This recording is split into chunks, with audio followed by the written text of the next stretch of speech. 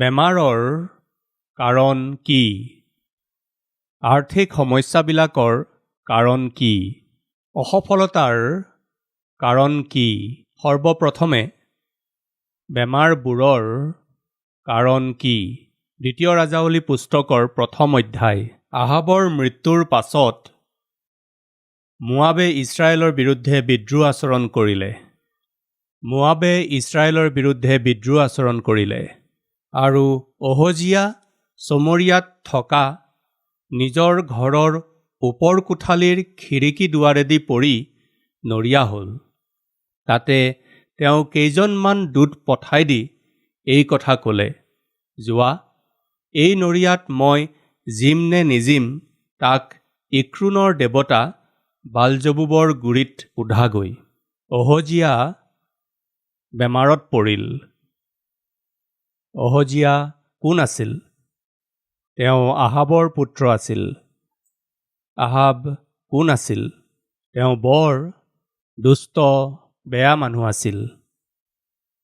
ঈশ্বৰৰ ভয় ভক্তি অবিহনে নিজৰ পত্নীৰ কথা শুনি বৰ পাপী জীৱন যাপন কৰিলে। তেনেকুৱা এজন পাপী মানুহৰ পৰা জন্ম হৈছিলেই অহজীয়া। বাইবেলে কৈছে যে অহজীয়া ৰজাই শাসন কৰি থকা সময়ত নিজৰ ঘৰৰ ওপৰ কোঠালীৰ খিৰিকী দুৱাৰেদি পৰিল। এটা দুৰ্ঘটনা ঘটিল। দুৰ্ঘটনা বেলেগ বেলেগ থাকে। মানুহৰ গাড়ীত দুৰ্ঘটনা ঘটে, কিছুমান মানুহৰ কাম কৰি থাকোঁতেই দুৰ্ঘটনা ঘটে, নিৰ্মাণ কাৰ্য চলি থাকোঁতেও কেতিয়াবা দুৰ্ঘটনা হৈ যায়। এবাৰ এজন ভাইয়ে আহি প্ৰাৰ্থনা কৰিবলৈ ক'লে। প্ৰাৰ্থনাৰ বিষয় সোধাত ক'লে যে তেওঁৰ শৰীৰৰ কিছুমান হাড় ভঙাত তেওঁ বৰ দুৰ্বল অৱস্থাত আছে। কাৰণ কি হৈছিল? দুৰ্ঘটনা ঘটিছিল। মই এজন ৰাজমিস্ত্ৰী হয়। দ্বিতীয় মহলাত উঠি যেতিয়া কাম কৰি আছিলোঁ, ভৰি পিছলাত পৰি গ'লোঁ। ৰাজমিস্ত্ৰী হিচাপে কাম কৰি থাকোঁতে দুৰ্ঘটনা ঘটিব পাৰে। এবাৰ এগৰাকী ভনীয়ে ক'লে, ভাই মোৰ কাৰণে প্ৰাৰ্থনা কৰক। কি হ'ল? মই নজনাকৈয়ে এজন এইডছ পেচেণ্টৰ তেজ পৰীক্ষা কৰি থাকোঁতে ভুলবশতঃ তেওঁৰ বেজীটো মোৰ হাতত সোমাই গ'ল। তেতিয়া মই গুৰুত্ব নিদিলোঁ, কিন্তু ৰিপৰ্ট অহাৰ পিছত জানিব পাৰিলোঁ তেওঁ HIV পেচেণ্ট হয়।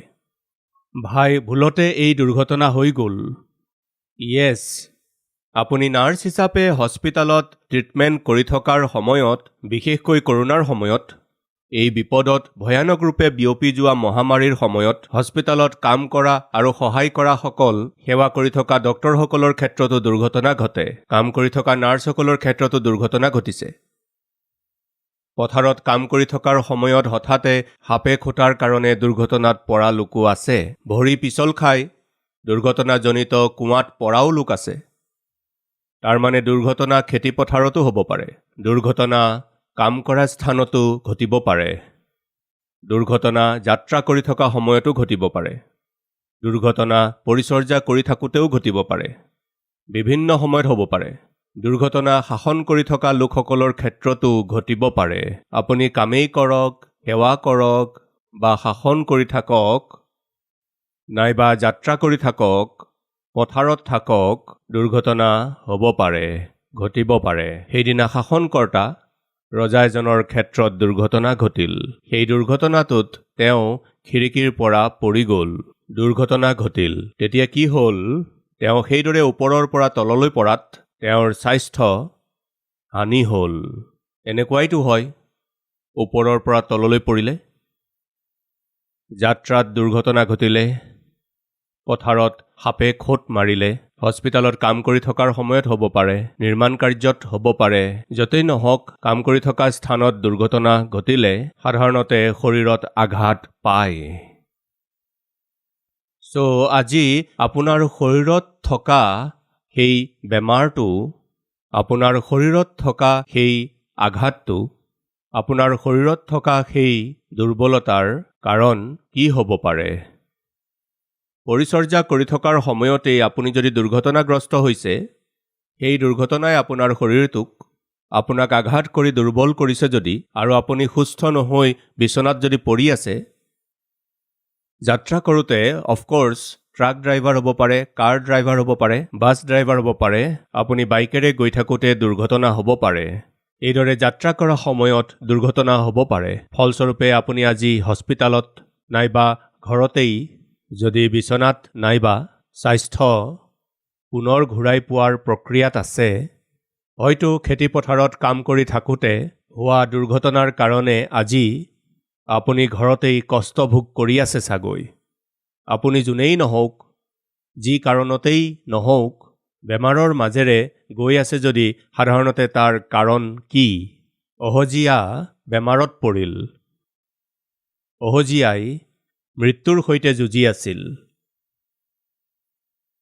এই অহজীয়া এজন পাপী ৰজাৰ পুত্ৰ আছিল। এজন পাপী ৰজাৰ পুত্ৰ আছিল নহয় অহজীয়া।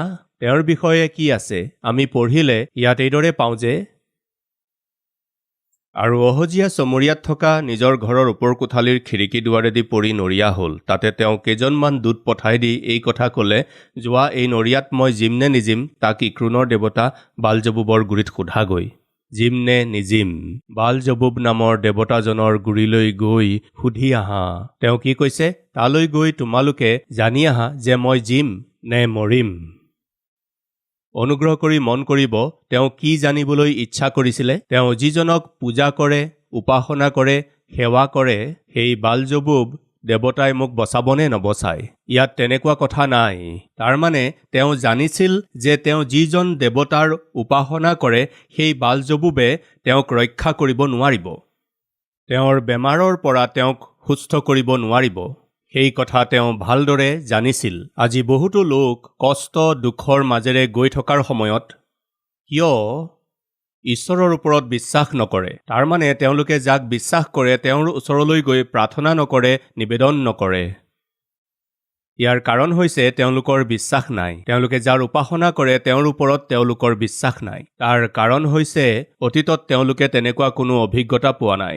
যোৱাবাৰ মই যেতিয়া প্ৰাৰ্থনা কৰিছিলোঁ তেতিয়া ঈশ্বৰে মোৰ উত্তৰ দিছিল, এনেকুৱা কোনো অভিজ্ঞতা নাই। তেওঁলোক তেনেকুৱা অৱস্থাত থাকিলে মই যিজনৰ উপাসনা কৰোঁ তেওঁ উত্তৰ দিছে, এনেকুৱা কোনো অভিজ্ঞতা নাথাকিলে সাধাৰণতে মানুহৰ তেওঁ পূজা কৰা ঈশ্বৰজনৰ প্ৰতি তেওঁৰ আস্থা নোহোৱা হয়। অহজীয়া তেওঁলোকৰ মাজৰে এজন আছিল। তেওঁ পূজা কৰিছিল, সেৱা কৰিছিল, কিন্তু বিশ্বাস নাছিল।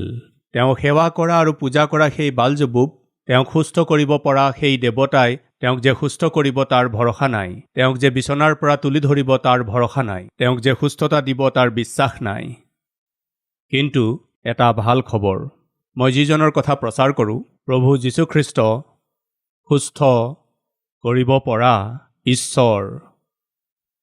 কিয়নো মোৰ প্ৰভুৱে কৈছে যে সুস্থ কৰোতা ঈশ্বৰ জিহুৱা ময়েই। যীশুখ্ৰীষ্ট যেতিয়া শাৰীৰিকভাৱে এই পৃথিৱীত আছিল, তেওঁ কিমান যে লোকক সুস্থ কৰিছিল। তেওঁ বহুতো লোকক সুস্থ কৰিছিল। তেওঁৰ ওচৰলৈ যিমান লোক আহিছিল সকলোকে সুস্থ কৰিছিল।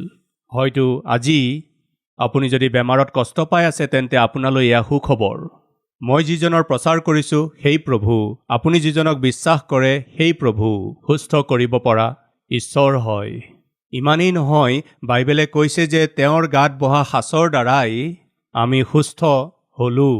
আপোনাৰ মোৰ কাৰণেই যীশুখ্ৰীষ্টক আঘাত কৰা হৈছিল। তেওঁ মাৰ খোৱাৰ জৰিয়তে, আঘাত পোৱাৰ জৰিয়তে আমি সুস্থতা পাব পৰা হলোঁ। এইদৰে সুস্থতা দিবলৈ আগৰে পৰাই যীশুখ্ৰীষ্টে মূল্য পৰিশোধ কৰিলে। কিন্তু এই অহজীয়া ৰজাই সুস্থতা লাভ কৰাৰ চান্স নাই।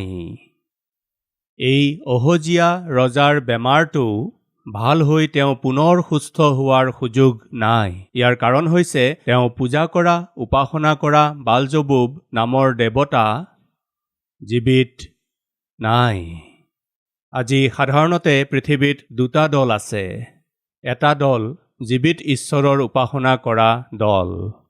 দ্বিতীয়টো দল যিজন জীৱিত নহয় তেওঁৰ উপাসনা কৰা দল। আজি এই বাৰ্তা শুনি থকা ভাই আৰু ভনী, আপুনি কাৰ উপাসনা কৰে? জীৱিত ঈশ্বৰৰ উপাসনা কৰি আছেনে? মই যিজনৰ সেৱা আৰু উপাসনা কৰোঁ আৰু যিজনক বিশ্বাস কৰোঁ তেওঁ জীৱিত ঈশ্বৰ। এইদৰে দৃঢ়তাৰে ক'ব পাৰিলে কিমান ভাল। মই ক'ব পাৰোঁ, মই যিজনৰ সেৱা কৰোঁ, মই যিজনৰ প্ৰচাৰ কৰোঁ, মোৰ প্ৰভু কালি, আজি, সদায় জীয়াই আছে, জীৱিত হৈ আছে। তেওঁ মোৰ কাৰণে, আমাৰ কাৰণে মৰিল, কিন্তু 3 দিনৰ দিনা মৃত্যুক জয় কৰি জি উঠিল। মৈদামৰ পৰা জি উঠি 40 দিনলৈকে ইজৰাইল দেশৰ সেই জেৰুজালেম নগৰত দেখা দিলে। বাৰে বাৰে দেখা দিছিল। মৰাৰ পিছত 40 দিনলৈকে প্ৰভুৱে দেখা দিলে। তাৰ পিছত তেওঁৰ শিষ্যসকলে চাই থাকোঁতেই তেওঁ স্বৰ্গলৈ উঠি গুচি গ'ল। তেতিয়া স্বৰ্গদূতসকলে কি কৈছিল জানেনে? যিদৰে তোমালোকে তেওঁক স্বৰ্গলৈ উঠি যোৱা দেখিলা, তেনেকৈয়ে সেই প্ৰভু এদিন আহিব লগা আছে, ঘূৰি আহিব লগা আছে। যিজন ঈশ্বৰৰ আমি সেৱা কৰোঁ, তেওঁ কেৱল পবিত্ৰই নহয়, আমি যিজন ঈশ্বৰৰ সেৱা কৰোঁ, তেওঁ সদায় আপোনাৰ মোৰ যত্ন লৈ থাকে। তেওঁ স্বৰ্গৰ পৰা আমাক চাই থকা ঈশ্বৰ। তেওঁ আজিও জীৱিত ঈশ্বৰ। অহজিয়া আহাবৰ পুত্ৰ আছিল। আহাবে যিখন ৰাজ্যত শাসন কৰিছিল, সেই ৰাজ্যখনত ঈশ্বৰৰ সেৱা হ'বলগীয়া আছিল, ঈশ্বৰৰ উপাসনা হ'বলগীয়া আছিল। সেই ৰাজ্যত, যিখন ৰাজ্যত ঈশ্বৰৰ সেৱা উপাসনা হ'ব লাগিছিল, সেই ৰাজ্যখনত শাসন কৰা আহাব সেই ৰাজ্যখনত ঈশ্বৰ হিচাপে উপাসনা পোৱা জিহুৱাক ত্যাগ কৰি তেওঁৰ পত্নীয়ে লগত অনা সেই মিছা বাল-জবুবৰ মূৰ্তিবোৰ আনি সেই গোটেই দেশখনক ঈশ্বৰৰ বিৰুদ্ধে আহাবৰ পত্নী ইজেবলে লোকসকলক ঈশ্বৰৰ পৰা দূৰ কৰিলে। খ্ৰীষ্টীয় বিশ্বাসীসকলৰ মাজতে বিবাহ হ'ব লাগে। এজন খ্ৰীষ্টীয় বিশ্বাসীয়ে অবিশ্বাসী এগৰাকীৰ সৈতে বিবাহ কৰিলে সেই পৰিয়ালৰ অৱস্থা যিকোনো স্তৰলৈ যাব পাৰে। সেই কথাৰ এয়া এক আধাৰ। আহাবে যাক বিয়া কৰিছিল, তেওঁ যি অঞ্চলৰ আছিল, সেই অঞ্চল, সেই দেশত থকা লোকসকল ইক্ৰুনৰ বাল-জবুব হ'ব পাৰে, বা তেওঁলোকে যাক উপাসনা কৰে অন্য কোনো বাল দেৱতা হ'ব পাৰে। তেওঁক পৰিচৰ্যা কৰা, তেওঁক উপাসনা কৰা এগৰাকী পুৰোহিতৰ জীয়েক আছিল। তাই বাপেকৰ ঘৰৰ পৰা আহোঁতে নিজৰ বিশ্বাসকো আহাবৰ ঘৰলৈ লৈ আহিছিল, আৰু এটা সময়ত আহাবকো তাৰ নত কৰিলে। তাইৰ বিশ্বাসলৈ তেওঁকো ঘূৰাই নিলে। আহাবৰ দৰে ব্যক্তিয়ে জিহুৱাৰ উপাসনা কৰিব লাগিছিল।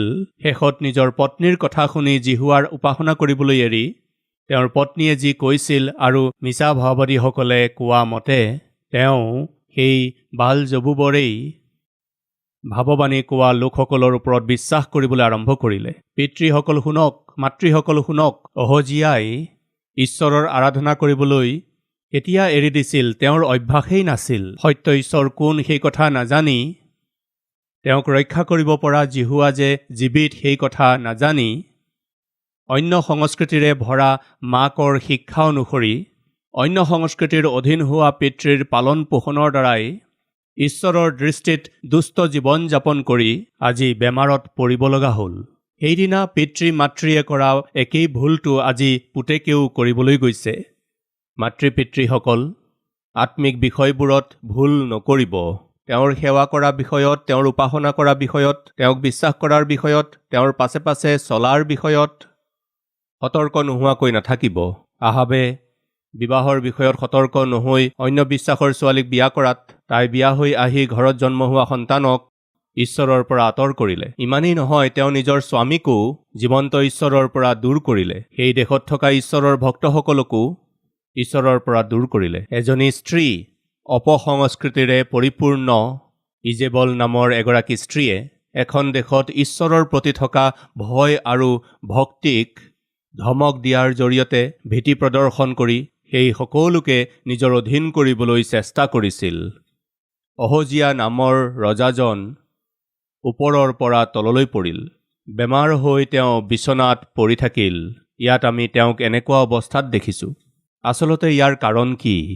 এই বেমাৰৰ কাৰণ কি?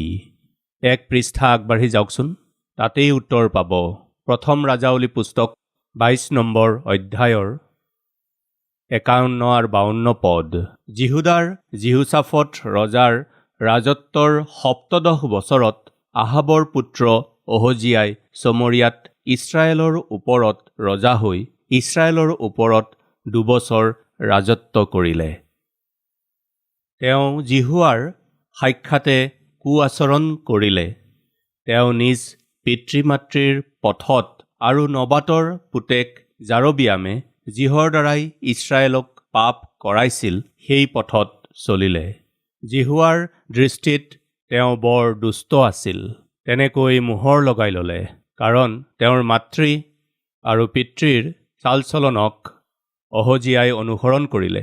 আমাৰ এই পৰিচৰ্যাত ভাগ লোৱা মোৰ অতি ঘনিষ্ঠসকলক মই তেওঁলোকৰ সৈতে প্ৰাৰ্থনা কৰি তেওঁলোকৰ সৈতে একেলগে পৰিচৰ্যাৰ কাৰণে নতুন নতুন নিৰ্ণয়বোৰ লোৱাৰ সময়ত সাধাৰণতে মই তেওঁলোকক কওঁ, আপোনালোকে পৰিচৰ্যা কৰক।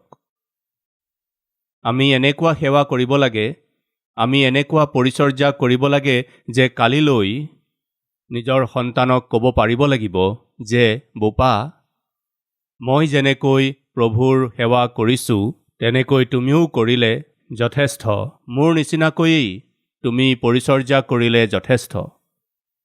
এনেকৈ যাতে ক'ব পাৰে তেনেকৈ পৰিচৰ্যা কৰক। মই এইদৰে কৈ থাকোঁ। আপোনাৰ সন্তান আছে যদি আজি আপুনি এইদৰে তেওঁলোকক ক'ব পাৰিব লাগে, মই যেনেকৈ প্ৰভুৰ সেৱা কৰিলোঁ, মই যেনেকৈ প্ৰভুৰ পৰিচৰ্যা কৰিলোঁ, মই যেনেকৈ প্ৰভুৰ কাৰণে পৰিশ্ৰম কৰিলোঁ, মই যেনেকৈ প্ৰভুৰ কাৰণে লৰা ধপৰা কৰিলোঁ, মই যেনেকৈ প্ৰভুৰ বাট প্ৰস্তুত কৰিলোঁ, তেনেকৈ তুমিও কৰিব লাগিব। এইদৰে ক'ব পৰাকৈ পৰিচৰ্যা কৰক। মোৰ আশা, মোৰ ইচ্ছা হৈছে এদিন মোৰ সন্তানে মোৰ নিচিনাকৈ পৰিচৰ্যা কৰিব লাগে। এইদৰে আশা কৰিছোঁ। গৰ্ব অহংকাৰেৰে মই এই কথা কোৱা নাই, কিন্তু বৰ নম্ৰতাৰে এই কথা কৈছোঁ। মোৰ সন্তানে মোৰ নিচিনাকৈ পৰিচৰ্যা কৰিব লাগে, মোতকৈও অধিক কৰিব লাগে, তেনে আশা কৰিছোঁ। পিতৃ মাতৃসকল, আপোনালোকে ক'ব পাৰিবনে?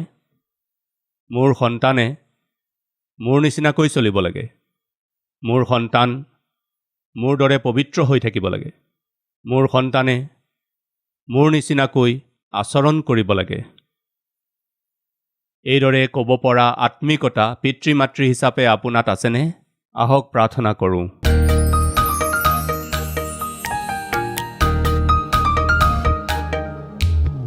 পিতা, আমি নিজৰ সন্তানক আপোনাক দেখুৱাব লাগে, আপোনাৰ প্ৰেমক দেখুৱাব লাগে, আপোনাৰ ক্ষমা দেখুৱাব লাগে, আপোনাৰ আদৰ্শ দেখুৱাব লাগে। আমাৰ সন্তানসকলক ক'ব পাৰিব লাগে যে আমাৰ দৰেই এদিন তুমি চলিব লাগিব। মোৰ নিচিনাকৈ খ্ৰীষ্টৰ সন্তানৰ দৰে চলিব লাগিব। এইদৰে ক'ব পৰা পিতৃ মাতৃ হিচাপে বাক্য শুনি থকা প্ৰত্যেকক সলনি কৰক পিতা, গঢ়ক পিতা। মোৰ নিচিনা পৰিয়াল গঢ়িব লাগিব, মোৰ নিচিনাকৈ পৰিয়াল চলাব লাগিব, পোষণ কৰিব লাগিব। এইদৰে ক'ব পৰা পিতৃ মাতৃ হিচাপে প্ৰত্যেকক পিতা দৰ্শন দিয়ক। যীশু খ্ৰীষ্টৰ নামত এই প্ৰাৰ্থনা মাগিছোঁ পিতা।